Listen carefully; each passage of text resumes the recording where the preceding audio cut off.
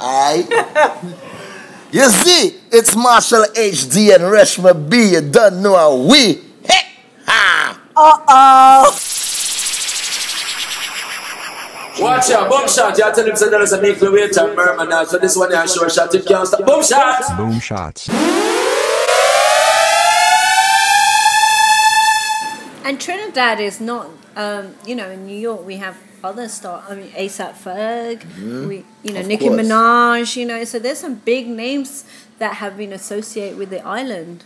I mean, this movement is two movements in general. I look at the music and I try to pay attention as much as I could. And this music business is a delicate dance between minding your own business and watching around. Because if you watch around for too much, you might get caught up. And a lot of the young acts, coming out these days are a lot of Caribbean acts and influenced by Caribbean music or Caribbean parents or heritage. Rihanna, a lot of the people on the top there, Jason Derulo, messing with a lot of Caribbean stuff. You listen to Miss Independent by Neo, you could hear a soca beat. Yeah. So they all getting familiar. Neo works with Shaggy. The world is shrinking in terms of, you living over there and I living over there, and I don't understand you and you don't understand me. So I think, a lot of the American acts right now are less intimidated to experiment with Caribbean roots and to touch it. And it's been coming, everything has its time. Our time is coming. The work, I feel very proud of the work that I've done. I feel very flattered when I see a lot of young people, trying the things that we had to struggle to establish. So it means that's movement, I mean, you are known as the king of soca, and talking about paving the way. How does it feel when you see Kez, the band, doing as well as they do, or Bungie and Fian doing as well as they do? I mean, like you said, it has to be a path that has been paved for that to come through right now. Well, I mean, I've been fortunate enough to been born in the right timing. I was there to see, Roaring Lion still alive and Pretender, and I was there to see Kitchen and Sparrow in a vibrant time. I get to see them, grow old. I get to see people like David Rudder and Tambo come out of a beautiful band called Charlie's Roots, and they were influenced by, Fela Kuti and Consciousness and I got to see the changes. I got to see Raga Soca come in.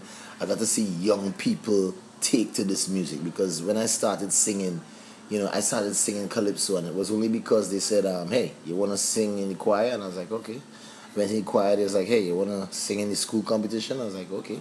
And I won that, and they were like, hey, you want to represent us nationally? And I was like, okay. And won. And then 2 months later, I was in Madison Square Garden at 9 years old.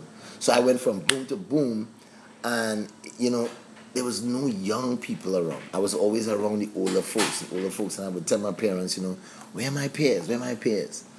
And we would go. She said, you want to go where they are? We went to the club. I'll never forget it. It was called Upper Level, Atlantis back in those days. It was Atlantis. And they were playing Tainted Love, and all the youths was dancing. Axel F and dance hall, and they had all these dances, and I know it was my turn. And when I started singing the soca and the calypso, everybody went to the bar. Everybody started turning their backs. Nobody wanted to hear it. And I was, for that moment, my mind just freezed. I wanted to come off the stage, but that was like the longest performance, because I was thinking, what is this? What am I doing? What am I doing wrong? I'm singing my thing, my roots. And, it is totally, not interesting these young people. So I had to go there and check myself immediately. Do I sing reggae? Because I could have sing some reggae. I used to perform reggae. Do I sing R&B? And, it was a choice. I was like, nah, the solution is try to make this as loved as that. Try to make it as appealing. So what do we do? So the first thing I started out doing, was like learning Garnet Silk songs, because Garnet Silk was big back in that day. We'd drop a Garnet Silk, and the crowd would go, rah, plap, plap, plap, plap. And as soon as they go, plap, plap, we drop in a little soca, and they'll go like this, and then we drop in a Buju Banton, and they go, rah! And then I know we drop in some soca, and they drop back something. We had to keep pouring and fooling them. And then we would blend the songs and mix the songs, and I would put the songs interweave, and they would like that interesting approach. And then we started doing it not live, but really in the studio. You know, working with classical music, working with people like Beanie Man, Red Rat, you know, Tony Kelly, going in Jamaica and just really trying to find collaborations. And in soca music, collaboration was a thing that wasn't really heard of. It was every man for himself, every man against everyone. So we still suffer from that. We are a young industry. You know, I think we received independence in 62. I still think that's young. You know? And talking about young, it's also, soca's known for being a very seasonal music, right? So people really think about it when everyone's getting ready for Carnival. So, I mean, that's an even bigger strain on a genre when it's only at a certain time, let alone if it's just a young industry. Well, I mean, you know, it is what it is. So first of all, if we go back to what it is, it's a fuel, and it's a fuel for a festival. And this festival has history where it was a practice that the slaves will, you know, make fun of the masters and have these 2 days or these few days to just go and make fun and dress up and, you know, put on the big booty and dress up like women and do anything you want to make a joke and drink and be merry. And it became that. So everybody was, you know, preparing for this festival. In Barbados, they call it crop over. Carnival is crop over. What does it really mean? It's harvest. This is when the crop was over and they used to harvest the crops. So they used to celebrate and dance and sing. So therefore, it was always something that was targeted, you know, for a time period. So it was always for a festival, for a season. Therefore, it was made seasonal. Yeah. So it has stayed true to itself. But for us coming out of it before, besides being seasonal, it was also very predictable. You know, she say, he say, and they went down there and I went in the party and I jump and I wave and I whine and I had a time and I drink. So, you know, you could kind of figure it out. It's like a forward, you know. You're looking for a forward and, you know, certain things work. And everybody stay in that forward mode and until people like us come around and realize, you know, a lot of it is unreal. A lot of it is untrue. So one of the things that I use, not just mixing the music, I had to start singing about the truth and singing about my real life and trying to put it in musical, you know, terms. And I take that from rap because they rap about the life and the drive.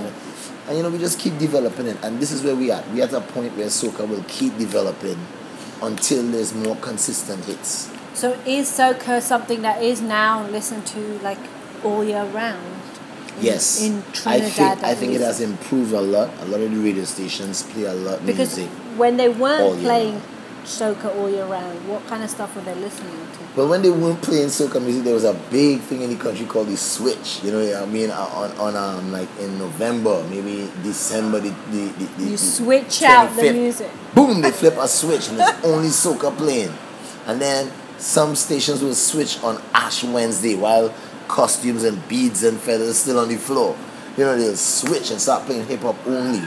No more soca. Oh, real? It was like that. No. Like just a flick of a switch, they would just turn like that. Yeah, but I mean, you know, and there were a lot of complaints. People would complain that we should have, you know, we should be like Canada and have 50% rules of 50% music, 50% airplay, you know, do like France and all of that, you know, but I think we still at the point where we don't want to spoil ourselves. I don't think we should spoil ourselves. We must put things in place. But we still in a growth, you know, state. We still need to compete. So we still need to advance the way we have advanced in the last couple of years by making the music better, making it less seasonal, making it more palatable, making it more open to other people. You know, and you've done that. You've done that progressively, constantly. And you know, I mentioned earlier you have bands like Kez the Band who's done really well now. How well is he doing in Trinidad? Like, well, I mean, I think Kez has done well. I mean, when he first came out, they were like a rock band and a rock genre. I remember the same thing with Bunchy Garland. When he first came out, he, you know, said he was a dancehall artist, and they were doing these things. You know, people like Baby Killer. You know, people used to tell him you sound like Bounty Killer, but you're liquor man, you're a baby killer. We call you Baby Killer. You know, and that's where he got his name, because they were all trying to be dancehall artists. Even me, you know, had to try to be Buju, had to try to be Shabba, try to sing like them. You know, it was a thing. And I guess after a while, you know, the truth always speak to everyone. Yeah. And everyone knew, look, I am only going to be as good as me. And I have to do me. So everybody start understanding that they must do some blending and some mixing, but at the end of the day, this thing must come out to say, this is who I am. And this is where I am at.